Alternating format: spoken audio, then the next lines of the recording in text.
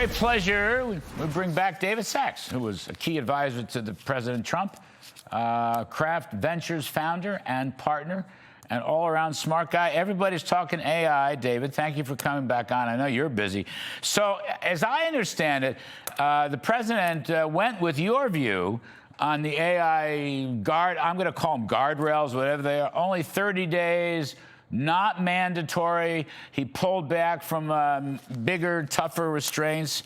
Can you tell us about that story?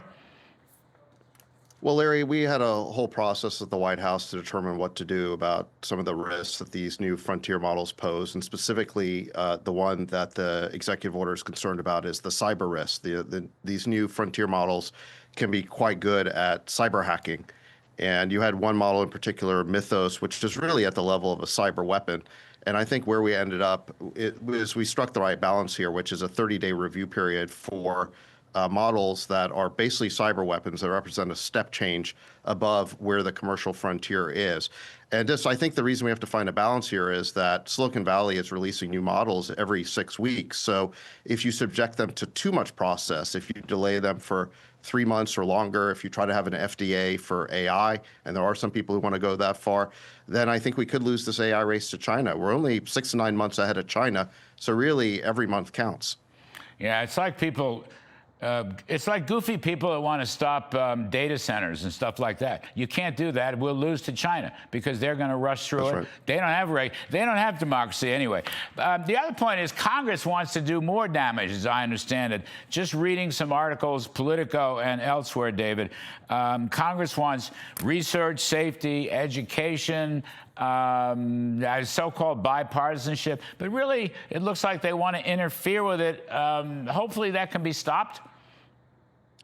Well, there's a tremendous desire for regulation right now, Larry. And I think we are in support of targeted solutions for targeted problems. But what's happening right now is that AI has become the new climate change. It's this imminent catastrophe that is requiring all this government intervention, but there's very little evidence to support it. And look, we're open to evidence. If there's actually a problem, we should do something about it, but I don't think we should do it in this knee-jerk way, and you are seeing a lot of that. Now, in terms of Congress, I think there is some progress here in terms of getting some sort of national regulatory framework, which would be better than the chaotic patchwork we're seeing. We've got 50 different states now regulating AI in 50 different ways. And what President Trump has called for is one rule book. And I think if we can get that, if we can work with Congress to work out a compromise, then that would be better than the patchwork we're getting from the states. So, you know, David, it's come back to the earlier point, though. You're right. AI has become a whipping boy. It's really bizarre. Look, I'm not a really techie guy. You're a wizard. I'm not. But I lived through the information revolution. It turned out fabulous. But at the beginning of it, everybody wanted to beat up and break up Microsoft and all the rest of it. Turned out it created tens of millions of jobs and productivity. And the economy expanded more rapidly than anybody thought possible. Who's to say that AI won't have exactly this, the same impact over time? Well, I think we're already seeing that, Larry, with job creation. So I know that people are very afraid of job loss, and there's been a lot of claims that AI is going to create some sort of imminent job apocalypse, but we're seeing the exact opposite right now. We just had this gangbuster jobs report in May, something like 172,000 new jobs, twice what all the economists were expecting.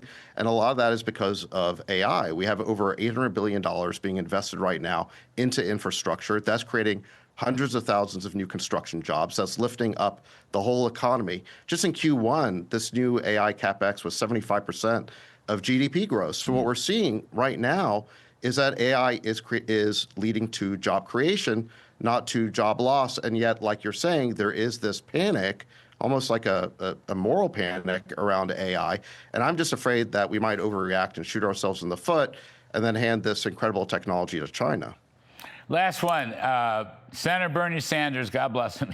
He wants a one-time 50% tax on the big AI companies, I guess. I don't know which one. But anyway, and it's going to go into a sovereign wealth fund. Do you think, David Sachs, we can keep the government out of these private sector AI? They're very revolutionary. They're advanced technologies, and it happens almost every month. How about leaving it in the private sector?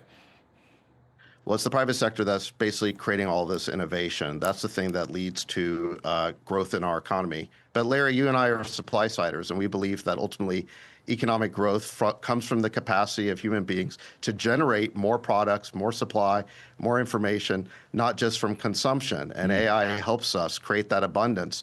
So I agree with you. It'd be a real shame if we overregulated this thing.